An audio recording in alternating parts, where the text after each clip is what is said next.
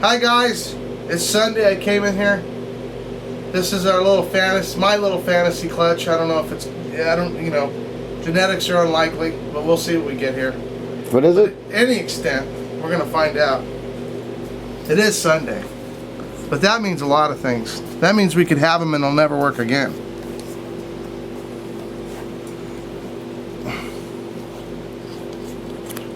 Oh my gosh, it's an albino. Oh, that's what we're supposed to have. Nah, that's veins. Is it? Oh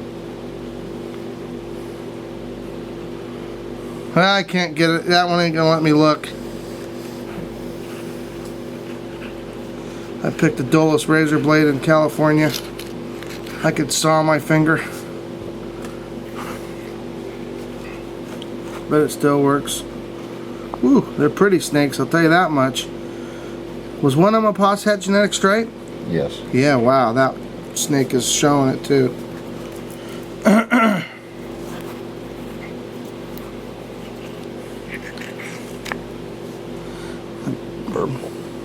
Yep.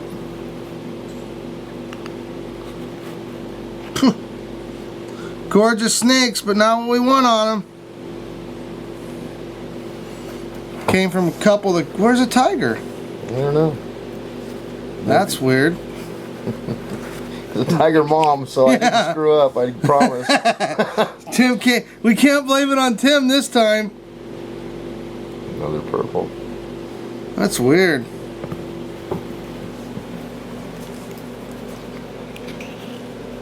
What the? It's Sunday. I guess weirder things have happened.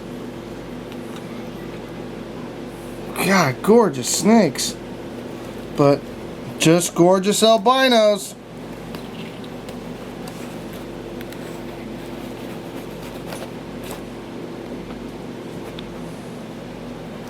This one obviously split. There we go. There's a tiger. Was that a white tiger? Looks like it. Or is it a lav? Looks like a lav. Just a light lav.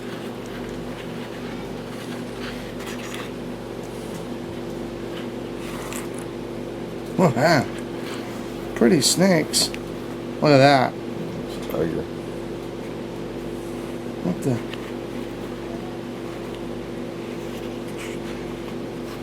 I always thought the mom was a purple.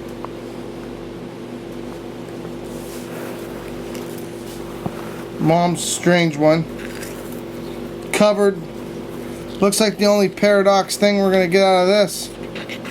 Well, you're not looking at every inch of every snake either, so. The only paradox we can see so far is my finger.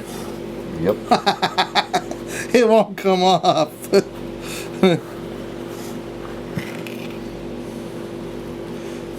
Nice clutch of albinos. Can't find something else if we don't try it. But so far it looks to be.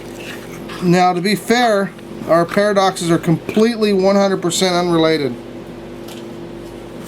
I mean, I guess somewhere 100 years ago they were related. Wow, that's beautiful. Look at the pattern. It's weird. The pattern's exceptional on these animals. But the mother's really exceptional pattern, and so is the father. Now we have related ones. We'll grow one of these up and breed it back to mom at some point.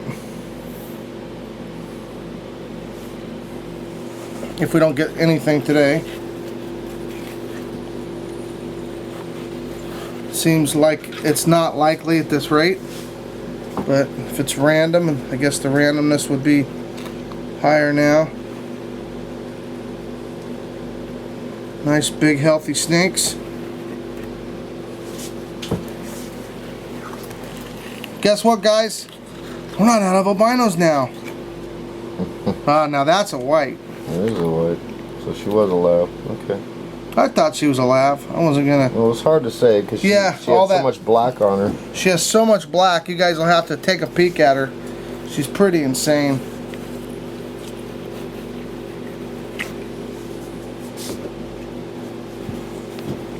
Come on, something. I'll take the random new thing. And I'll take what I got because they're all looking really good. This is what, man, I tell you, I could have probably used a better razor blade, that is. It's so sharp, so dull, I'm not sure it'd cut me. I have to use it like a saw. That's a weird colored one. Nice tiger. Yeah, looking good. So might be a purple tiger. 2 more eggs after this one. For all those people out there that never seen one of my videos, one of our videos should I say, when we're cutting eggs it's for a reason. And even when they cut themselves there's blood. It subsides after half a day. By this afternoon the blood will all be subsided inside because they'll have taken a breath and sucked up their stuff, their yolk. Just like when the eggs hatch. Sometimes we've done videos, if you go look through them, you can see them where they cut themselves and the blood's gushing out everywhere. Because they cut themselves. To cut themselves out, they have a sharp tooth. Look at that purple. That's a dark purple. Right in the front, right there is a little tooth. You can't see it too well, but you can sure feel it. And it's sharp. Not much sharper than this razor blade, but of course I got in the eggs with this razor blade. Dun, da, da, da. So that's a nice beautiful purple there. That's about as dark as they get. Exceptionally dark. But I have a hunch I know why some of them aren't as dark. They're white. Yep. Because what we got here, some of the other purples that are het genetic stripe are going to be lighter because the het genetic stripe, here's a white tiger. Yep. And so that's what you get when you breed a lav to a lav, is all 3 color phases. Yep. So this is a lav to a lav, which I was, like I said, we're pretty sure, but it had so much black that it got a little confusing where the transitions were.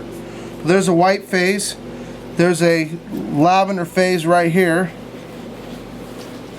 There's a lav. There's a purple, probably had genetic stripe, because it's a little bit lighter than this purple, which is off the hook, which doesn't have any of the striping, because the father was a Posset genetic stripe. Oh no, the mother was a Posset genetic stripe. And guess what we're going to breed her to now that I've seen the normal babies out of her? We're going to breed her to a golden child het genetic stripe this next year because she's gonna prove out to be het genetic stripe by her offspring. Yeah. Funny thing is, because she's a tiger, I didn't know she was het genetic stripe for sure, because whether you guys like it or not, there's a lot of genetic lessons to be learned and we haven't learned yet. For instance, everybody likes to call everything co-dominant. Guess what? It's not co-dominant, it's a visible het. This is a perfect, for instance, a genetic stripe. I can identify het genetic stripes. Am I special? No. They have markers, just like yellow belly ball pythons, just like, perfect for instance, ivories. They call them co-dominant, but if it was co-dominant, then why can't you tell an ivory that produces Lucy's over an ivory that produces Ultras? Because it's not co-dominant. It's a visible marker. There's half the snakes out there are not co-dominant. Citron isn't really co-dominant. Citron is a snake that you can see this het. Some people can't see it apparently, but that's okay. We have no problem doing it. And there's a lot of snakes like that. So for all you people out there that love that co-dominant term, you might think twice. Co-dominant is like a pastel ball python. You breed 2 pastels and what do you get? A snake that looks twice as pastel. You breed a tiger, you get a snake that looks twice as tiger, which is a super tiger. There's a lot of co-dominant things out there, and of course then there's the dominant traits. And so anyway, there's a lot to learn. We're working on learning it. Perfect, for instance, this clutch kind of shows it right here. Why do you think we got white lavs and purples? Neither parents were purple, but both parents were lav. Well, that's because it's actually 2 recessive traits working together. So you got 2 recessive traits, just like ivory and ultra, they work together. So when you breed those 2 things that you thought were codominant, that aren't codominant, they actually express each one of their homozygous forms in one snake, because they get half of one, half of the other, thus the snake in the middle. And that's what we got here. We got whites, het white, het lav. If you're using hets, you'll find that you won't get 3 phases. Yeah. There's no such thing as a het lav. So it's het white, het purple. So when you breed a purple and a white, and they work together, it's like a Cofino ball. Same thing. A Cofino ball is not 2 different genes that work together. They are two. I mean, it is 2 different genes that work together, but they recognize it for what it is. But for the retics, they never recognized it, and took me a long time to recognize it. Quite frankly, me and Tim used to yell at each other just about, no, you can't be right. And eventually, we both got to the point where we both couldn't be wrong, and that's how we figured it out. Because we finally figured out that we were both right, arguing over the opposite things. We just couldn't quite figure out how it worked. But after we started tracking our het to hets, which nobody does anymore, we started realizing you can only get 2 phases from het to het unless you have 2 fathers. Of course, you can, if you ever put another male in, that's a different thing. And and also there is another funny thing that happens, is if you breed het to het and you get a second phase, you'll find that most of the time, if there's never another male involved, what you have, if you get a second phase, will be a female, and that'll be from a parthenogenesis clutch. So I'll bet you guys will have a fun time arguing about this video, telling me I don't know what I'm talking about. But the good news is, give it some time. You might be careful what you say.